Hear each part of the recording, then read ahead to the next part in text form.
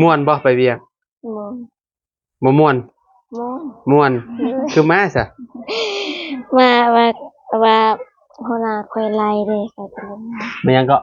หัวหน้าไล่ออกคือว่าซั่นแต่ว่าคอยเป็นแม่เลี้ยงนี่เอาลูกแล้วแต่บ่ได้เห็นลูกเราล้มบาดนึงไปเฮ็ดลูกเพิ่นล้มบาดน้อยนึงแล้วเพิ่นไล่ออกเลยบ่ว่าเฮ้ยเนาะลูกเพิ่นเจ็บก็บ่ได้แฮงบ่ได้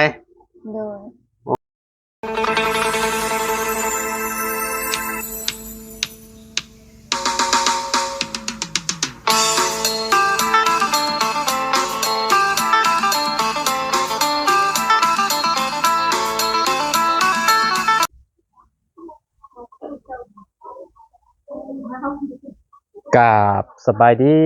สวัสดีพ่อแม่พี่น้อง FC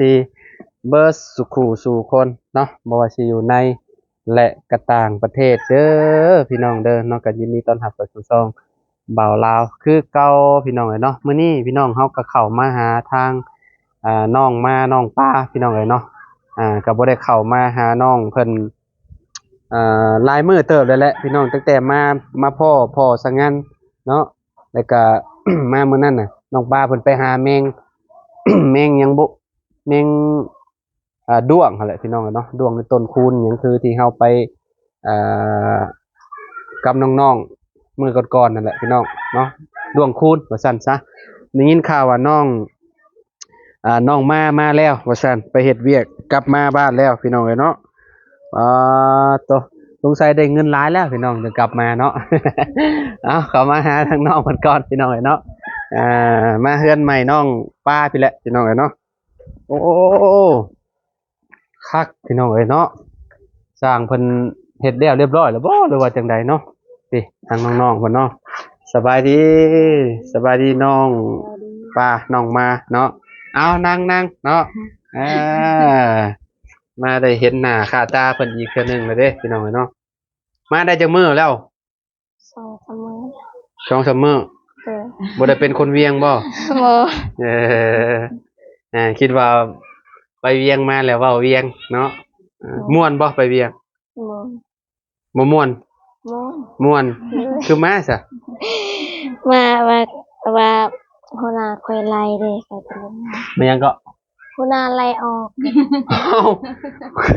คือว่าซั่นแต่ว่าคอยเป็นแม่เลี้ยงนี่เอาลูกแล้วแต่บ่ได้เห็นลูกเราล้มบาดนึงไปเฮ็ดลูกเพิ่นล้มบาดน้อยนึงแล้วเพิ่นไล่ออกเลยบ่ว่าเฮ้ยเนาะลูกเพิ่นเจ็บก็บ่ได้แฮงบ่ได้โอ้ก็คือแบบเจ้าไปเลี้ยงน้องเนาะใหญ่บ่ลูกเพิ่นยังน้อยประมาณส่ำใด1 ปีประมาณ1 ปีเนาะ1 ขวบเนาะพี่น้องก็ยังบ่ใหญ่ปานใดเนาะก็ยังบ่ฮู้จักความหันน่ะพี่น้องแบบว่าเด็กน้อยกำลังซนเนาะกำลังแบบหัดย่างหัดแบบว่าเฮาคันว่าเฮาเพ้อหน่อยนึงก็คือแบบเจ็บโตแล้วนะเด็กน้อยนี่เนาะเพิ่นไปล้มบ่น้องโดยลมถือกระตาเพิ่นเว้าได้เพิ่นให้เจ้าออกเราด่าเจ้าโดยเบิ่งน้องก็เบิ่งบ่รอดสบายดีเด้อพี่น้องเด้อเนาะทางบ่อจอดพี่น้องเนาะมาได้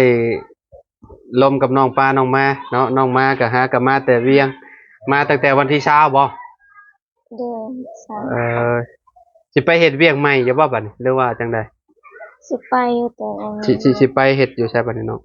อยู่เวียงคือกันอยู่เวียงน้องมาน้องปลาไปบ่เลี้ยงลูกเลี้ยงลูกพ่อใหญ่จังงั้นก็บ่ไหวได้เนาะปลาลูกบ่ได้พี่น้องเนาะตอนนี้ยังหาเวียกใหม่บ่เนาะมาค่ารถบ่ฮู้ว่าเท่าใดเนาะแพงบ่ค่ารถเนาะค่ารถ300,000มาฮอดเชโปนเลยบ่ฮอดที่บ้านจอดจึกอยู่พี่เลยเนาะ300,000ไป330,000ประมาณ500 บาทเนาะค่ารถเนาะโอ้พี่น้องเอ้ยเนาะก็บ่แพงบ่ได้เนาะนั่งจากเวียงจันทน์มาบ้านฮอดเชโปนเลยฮอดบ้านอะไรใหญ่เลยพี่น้องเอ้ยเนาะ ได้เงินจากล้านมาเนาะขออนุญาตเด้อ ลันซอกมาให้ เขาให้ล้านซอก โดย คือได้ยินพอสังงันว่ากันว่าเห็นงานดีเขาก็ให้ร้ายว่าซั่น น้อยก็ เอ้ยฮะ ท่านงานดีแต่เราขึ้น บ่ เฮ็ดแบบ ว่าสมมุติว่าเฮ็ดเลี้ยงลูกเพิ่นดีนี่เพิ่นสิให้ขึ้นเงินเดือนให้บ่ โดย ลูกเพิ่นจะคน เป็นคนแต่เพราะว่าเราดื้อเด้ดื้อว่า ผู้ชายแล้วบ่ยิง ผู้ชาย โอ้แม่นแล้วบักเถิกมันขี้ดื้อเด้อเนาะ เล่ ข น นาด ไป บ่ยิ เล่ ง น นี่ มา ขี้ดื้อบ่แห้งเนาะ เฮ็ดเวียกแต่6 โมงฮอด8 โมงแรงจึงได้นอน เอ่อเฮ็ดเวียกแต่เช้าเลย6โมงจนฮอด8โมงฮอด2ทุ่มเนาะพี่น้องก็คือแบบมีแต่เอาน้องอย่างเดียวครับบ่หรือว่าแนวใดน้อง เอาเนาะก็เฮ็ดเลี้ยงบ้าน แบบกวดเฮือนน้ำ โดยเฮ็ดกินนี่ เฮ็ดกินเนี่ยพร้อม โดย โอ้หลายอย่างแท้จ้ะ อดต้นไม้ต้นไม้ หดต้นไม้บ่ได้เอาแต่เด็กน้อยอย่างเดียวเนาะ บ่ แต่ว่าเฮ็ดหลายอย่างเลยพี่น้องหลายแผนกเลยจักคนลูกน้องอยู่หั่นน่ะ สอง ช่องเขาออกแล้วบ่นั่นก็ได้ ย่างแบบว่าเฮาแบ่งกันเอาเด้เวลาเราเมื่อยก็คอยอีกเอา อ๋อเขาเป็นคนบ้านใดอันคนที่ว่าไป บ้า นะ นเก่งกับปลา อ๋อที่ว่าเจ้าไปนำเพิ่นน่ะบ่ โดย อ๋อพี่น้องเนาะได้มาล้านปลายว่าซั่นเงินเนาะ ได้แล้วก็วันมาไปเรียน เป็นให้เดือนเท่าไหร่จ้ะน้องไปเฮ็ด เดือน2 ล้าน เดือนละ2 ล้าน ได้2ล้านกินอยู่น้ำเพิ่นคือว่าแล้วอยู่ในเฮือนเพิ่นนั่นแหละเนาะอืม กินข้าวคือกันเราให้กินแต่มื้อเดียว2 คาบ3 คาบเราบ่ให้กิน บ่ให้กินข้าว3คาบให้กิน2คาบ โดย ตอนเช้ากับตอนแรงตอนเที่ยงบ่ให้กิน โอ้มันสิอดได้บ่ แล้วว่าเปลือก บ่ว่าเปลืองมันเกินแต่เนาะ เราเห็นหมู่เคยกินข้าวหลายแล้วว่า ฮะ เห็นหมู่เคยกินเป็นตะยาน คือผู้ชายเฮ็ดเวียกแล้วว่า เออ ว่าหมู่คอยแห้งเวลากินข้าว เรากินข้าวหลายบ่ โดย เราก็โตใหญ่บ่ โดย อืมสิน้องปลาจนหัวกินข้าวหลายขนาดเนาะ โดย แล้วเราก็เริ่มบ่ให้เจ้ากินบ่ว่า โดยแล้วว่าให้กินแต่2 คาบ จริงๆน่ะเจ้ากินหลายบ่จ้ะ ก็เคยกับบ่ได้หลายปานใด แต่ว่าหมอนั่นกินหลาย โดย โอ้เอาสนะสิเป็นเจ้านายอิหยังเนาะมันมีหยังก็ให้ลูกน้องกินแหละ แม่ ก็เจ้าจะสิแข็งแรงเฮ็ดเวียกให้เจ้าได้เนาะ แม่ อันนี้ กินแต่ซินหมูตลอดเลยแต่ค่อยไปนะ กินข้าวแบบใดตอน กินแต่ซินหมูกับอาหารอีหยังก็ ชิ้นหมูกินแต่ชิ้นหมู โดยตลอด มันยังมัน มัน มัน ตลอด บ่เอามันให้กินเนาะแต่ว่าชิ้นมันนี่บ่ได้กิน ซีด มีแต่มัน ซีดแซ่บ เจ้าว่าเราอยากบำรุงเจ้าจ้ะอยากให้เจ้าอ้วนเนาะ กินแล้วก็เจ็บท้องกินแล้วก็เจ็บท้องตลอด บ่ โทรหาไปติดโทร โทรมายามใดเจ็บแต่ท้อง โดย แม่นและบางคนเนาะบ่ถือหมูโอ้เจ็บท้องเลยพี่น้องเนาะ น้องเพิ่นไปเฮ็ดได้จักเดือนนะ บ่ฮอด บ่ฮอดเดือน 19 มื้อแล้วอะ 19มื้อก็เงินที่ว่าพ่อใหญ่เอาให้ได้เนาะไปก็ได้เนาะน้องมาได้มาก็ได้เนาะโอ้พี่น้องมันงานแบบนี้เนี่ยมันบ่ไหวดอกจ้ะเนาะคือน้องเพิ่นเว้าก็แบบจำกัดแบบว่าอันอาหารนี่ก็คือให้กินแต่มันหมูแล้วก็มีแต่มันหมูอย่างเดียวเนี่ยบ่อย่างอื่นน่ะบ่ได้ให้กินบ่ บ่ โอ้ก็บ่ไหวแล้ว ผักกาดขาวนั้นตลอดเลยกิน ผักกาดขาว โดย ต้มใส่หมู โดยต้มซุม เจ้ากินข้าวเหนียวหรือข้าวเจ้า ตอนชีวิตเคยไปเนี่ยกินข้าวเจ้า โอ้กินข้าว บ่ เจ้า ค่อยว่ากินข้าวเจ้านั้นกินบ่อิ่ม อืม เราซื้อข้าวเหนียวให้ เอ่อบัดข้าวเหนียวบัดนี้บัดหมูเพิ่นกินหลายบัดนี้เนาะ โดย เราก็เลยบ่ให้กินบัดนี้เนาะ โดย เพิ่นจำกัดพี่น้องเนาะแบบว่าให้กินข้าว2คาบนึงเนาะแบบว่าคาบเที่ยงนี่บ่ให้กินเลยก็คือเพิ่นผู้นั้นอยู่ได้เนาะ เพราะเราหมดเดือนนี้ก็สิเมื่อคือกัน ก็มาคือกัน โดย เอ บ่ไหวอยู่บ่ไหว เราก็บ่ไหวคือกันเนาะ โดย บัดนี้มีแต่หางานใหม่แหละหาเวียกใหม่เฮ็ดเนาะ โดย หรือว่าไปหาเฮ็ดแถวเซโปสนี่ก็ได้ หมู่เคย อยู่ ผู้หนึ ใกล้ ง ๆพอ น่ะเราเฮ็ดเวียกเพราะว่าบ่มีเด็กน้อยเราสบาย บ่ งานบ้านนี่ได้ โดยเราเฮ็ดเวียกแล้วก็นอน อืเฮ็ดเวียกแล้วก็นอนเนาะ โดยบ่มี คือเจ้าเพิ่นเลี้ยงน้องบ่เลยเนาะ โดย น้องเพิ่นน้องขี้ดื้อแน่พี่น้องเอ้ยเนาะมันลดมันอยากลำบากนี่ได้แนมเลี้ยงเด็กน้อยนี่ถ้าภัยใจบ่อดอันนี้นะโอ้เลี้ยงบ่ได้คือแบบคือลูกคือเต้าเฮานี่แหละเนาะเวลาเพิ่นมึนน่ะก็คือแบบโอ้อยากให้ได้พี่น้องเอ้ยเนาะเออให้แน่แต่แบบว่าเพิ่นเวลาเพิ่นนอนเนาะเวลาเพิ่นนอนเท่านั้นได้พี่น้องกับเด็กน้อยน่ะเลี้ยงก็ได้ เพราะว่าเพิ่นนี่ปีหนึงนี่คือแบบซนนั่นแหละเด็กน้อยนี่เนาะคันว่าอันประมาณ5-6 ปีไปเลยคือแบบนั้นพี่น้องเนาะอันนี้มันยังน้อยอยู่เนาะ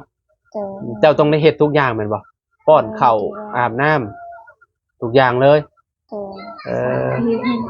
เท่าแก่เฮ็ดเวียกหยังแต่เพิ่นไปเฮ็ดเวียกหยัง พ่อเราก็อยู่เพิ่นกันแต่เราก็อยากเอาเด้อ แบบว่าสบายเลยอยากจ้างคนเอาลูก โดย อ๋อคนมีเงินนี่เนาะ อืม แต่ว่าเพิ่นบ่ได้เฮ็ดเวียกหยังแต่ว่ามีแบบมีเงินจ้างกันนะพี่น้องเนาะ จะปีละน้องเพิ่นนะ ปีหนึง ปีหนึ่งเนาะ โดย เป็นมีลูกคนเดียวบ่ โดยคนเดียว ลูกแม่ก็เป็นตะแพงเลย แม่นบ่ ให้เรามาพอ เป็นตะแพง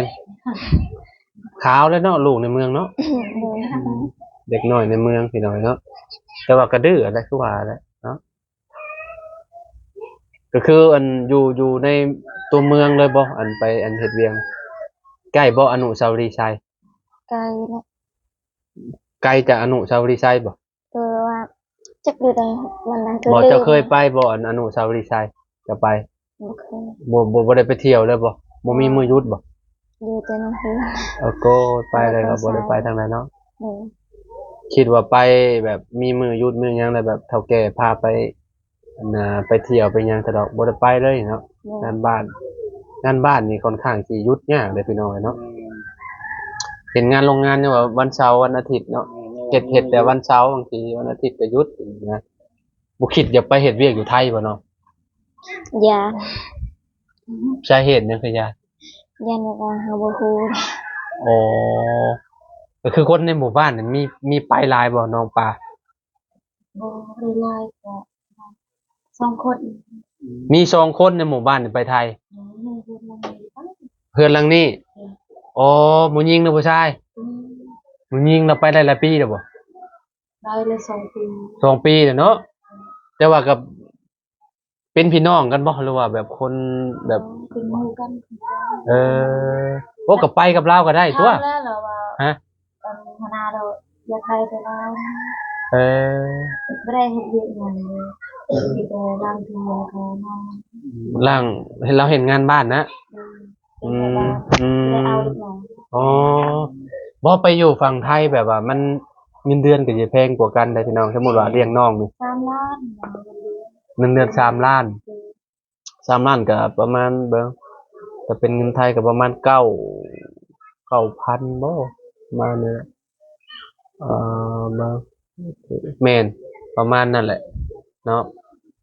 บ่9ก็7-8นี่แหละประมาณนี้แหละเนาะ ก็คือทั้งน้อง2คนนี่ยังบ่เคยไปทำงานอยู่ไทยจักเทื่อบ่ บ่ โอ้ยสิไปเคย ขนาดอยู่เวียงนี่ยังบ่ฮู้ซ้ำ นะก็อยากไปอยู่เนาะ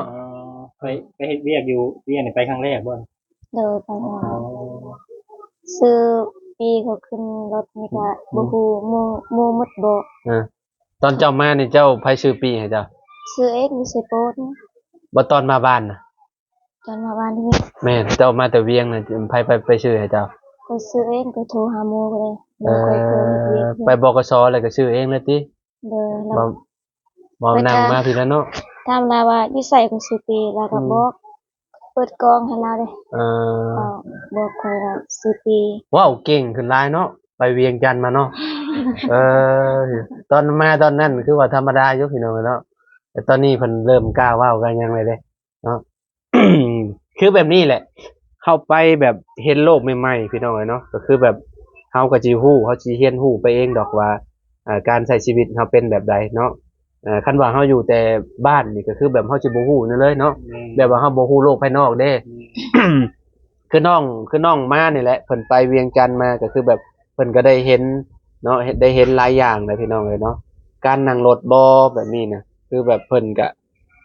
จากที่บ่ฮู้เพิ่นก็ฮู้หั่นนะพี่น้องเอ้ยเนาะก็ไปฝั่งไทยแฮงคักคันว่าเฮาฮู้จักคนในหมู่บ้านเฮาไปนี่เฮายังว่าแบบเฮาสามารถแบบหาเพิ่นได้มีพี่น้องแฮงคักพี่น้องเฮาเองนี่ให้เพิ่นหางานให้แต่ว่าแบบคนใกล้เคียงๆก็บ่อยากปั้นได้ดอกพี่น้องเอ้ยเนาะ มีญาติพี่น้อง แบบต้องญาติพี่น้องอยู่ฝั่งไทยเลยแมนมันจังแบบอันนั้นไปเฮาจังสิบ่ย่านเฮาก็สิได้ติดต่อหาเพิ่นคือแบบนี้แบบในหมู่บ้านเพิ่นแบบมีอยู่2คนไปฝั่งไทยเนาะส่วนใหญ่ก็เจ้าจะไปเฮ็ดอยู่ใกล้ๆนี่เนาะบางทีก็โรงงานจีนบางทีก็อยู่แถวเซโปนนั่นออกมาเนาะแล้วก็เวียงจันทน์เนาะมีหลายบ่ซะคนในหมู่บ้านไปเห็นงานเวียงจันทน์วัยรุ่นนี่คือซุมเจ้านี่มีอยู่เนาะ ดูสโปนนั่นเด้ได้แล้วคุณจางคายจะได้ทั้งเดือนนึง จากล้านเดือนละล้าน โอ้ย ประมาณ 2,000 ร้านเราส่วนไปไปได้ บอสยังเก่งก็ 4,000 บาทก็ยังขาย2 ล้านแบบนี้นะ2.5 ล้านแบบนี้นะพี่น้องเนาะ คายแต่จะดี นั่งขายมื้อใดบ่ได้ขายก็บ่เป็นหยังเนาะไปกินอยู่นำเขาบ่หรือแนวใดร้านถ้าแบบบ่เลี้ยงลูกเจ้าสิไปบ่ล่ะ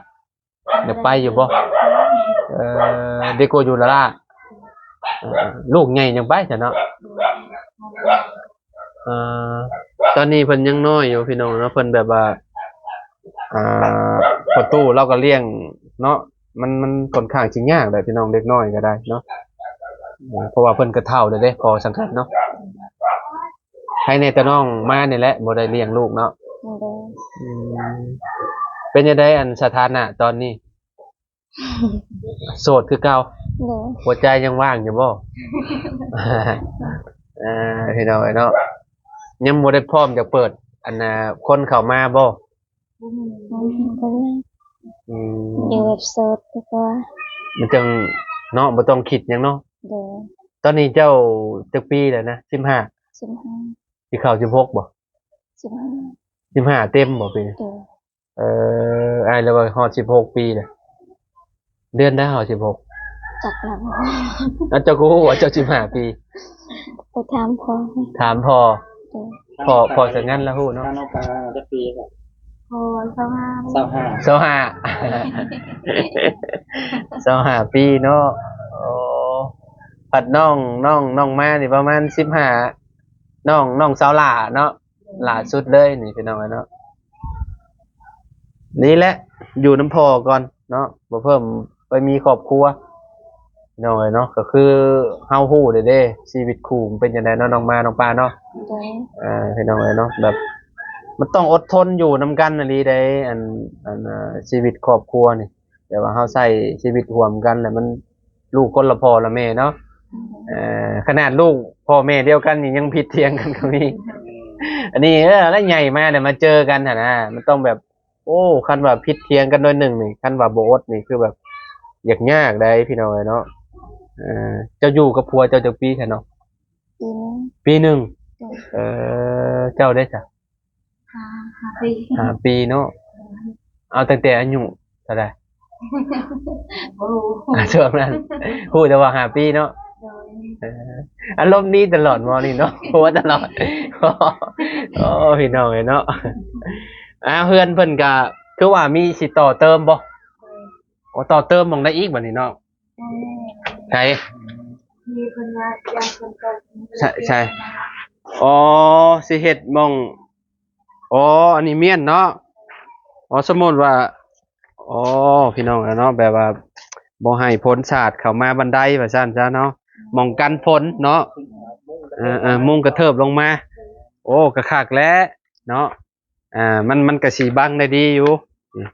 อันพวกไม้พวกหยังนี่นะพี่น้องเนาะได้การซะเนาะสร้างบ่ฮู้ว่าสร้างใดมาเฮ็ดให้สร้างเก่าบ่สร้างบ้านเก่งจองแล้วเนาะพวกเราก็เทละเอียดอยู่ได้พี่น้องเนาะพื้นนี่เนาะบ่จอนเนาะในการอยู่ได้นึ่งข้าวแล้วบ่ยังบ่ว่าตลอดแท้นี่ขออนุญาตเด้อน้องใส่เบิ่งให้น้องมาไอ้น้องปลาเปิดเบิ่งดู โป้หลอกไปเลยบ่นี่อ๋อพี่น้องเลยเนาะหลอกไปเลยเหรอนี่ถามน้องมาเมื่อกี้นี่ก็พี่น้องเลยเนาะดีแล้วเนาะเพิ่นมาอยู่บ้านเพิ่นเดี๋ยวเพิ่นว่าจะไปหางานหาการเฮ็ดอีกแหละเพิ่นว่าเนาะไปโอ้พี่น้องเลยเนาะเนาะไปเบิ่งนำกันเนาะน้องปลาเพิ่นกำลังเอากุญแจมาเปิดอยู่พี่น้องเนาะห้องนอนก็ซำอันนั้นเนาะไอห้องครัวก็ซำห้องนอนพี่น้องเนาะเก็บรถเมียนอยู่นี่บ่ คันได้รถเสียได้รถนี้ เอ้าเจ้ามือบ่ได้มีรถบ่ โอ้ย เอาอ้ายแล้วว่าจะมีรถแหละ บ่ ยังบ่ เดิน เออว้าวปอคักอีหลีเนาะมีฮอตซิ่งพี่น้องเนาะซิ่งล้างถ้วยล้างบ่วงเลยปอคักเกินเนาะเฮ็ดอยู่เฮ็ดกินกับถ้วยบ่วงวางไว้นี่เลย เปิดหน้าต่างออกมุมนี้เนาะ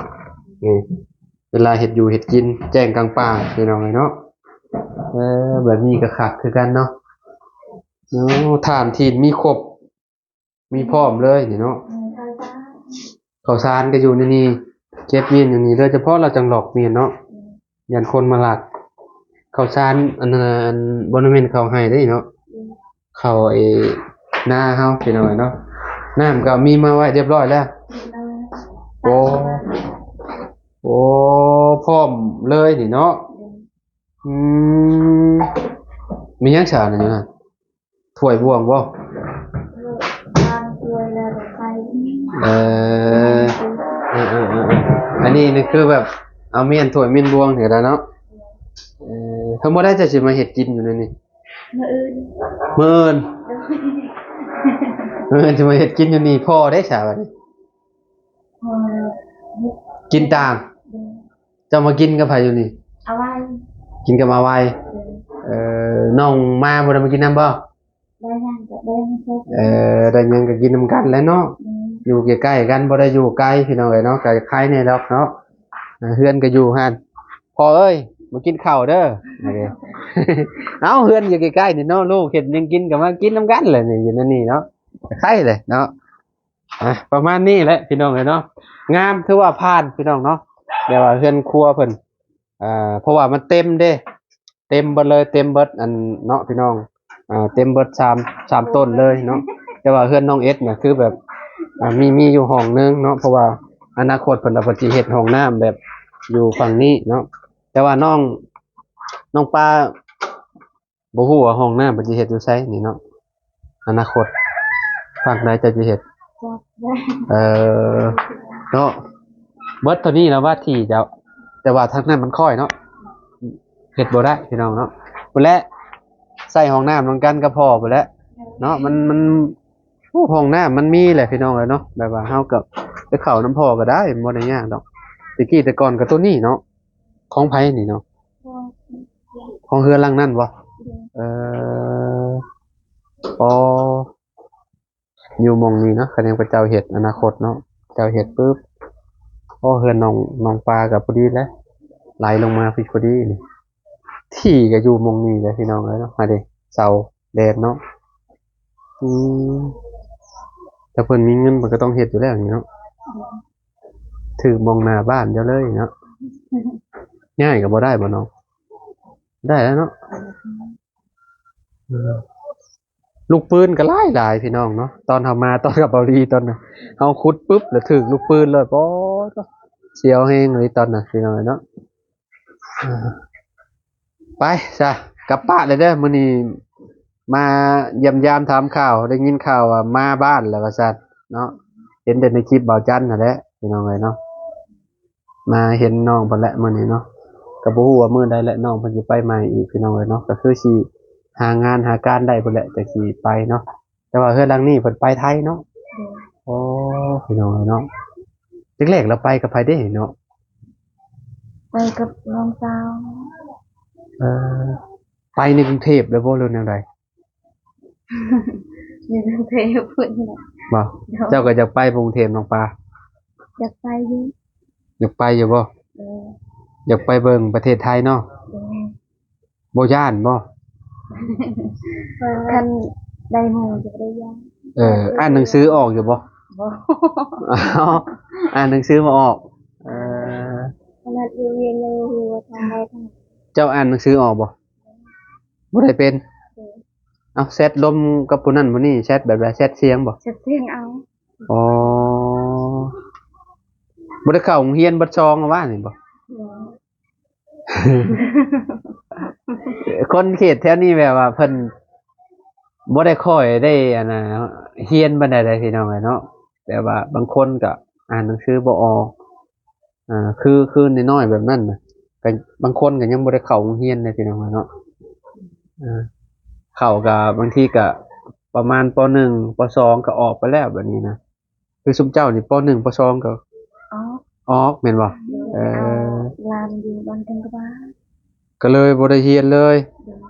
อ่านหนังสือบ่ออกเลยเขียนชื่ออ้ายเป็นบ่ โอเค ชื่อเจ้า ก็ได้ ยากเนาะโอ้ยพี่น้องเอ้ยเนาะเอาเนาะก็มีแต่ใส่ความจำเท่านั้นเวลาเขาไปเวียง หรือว่าเขาไป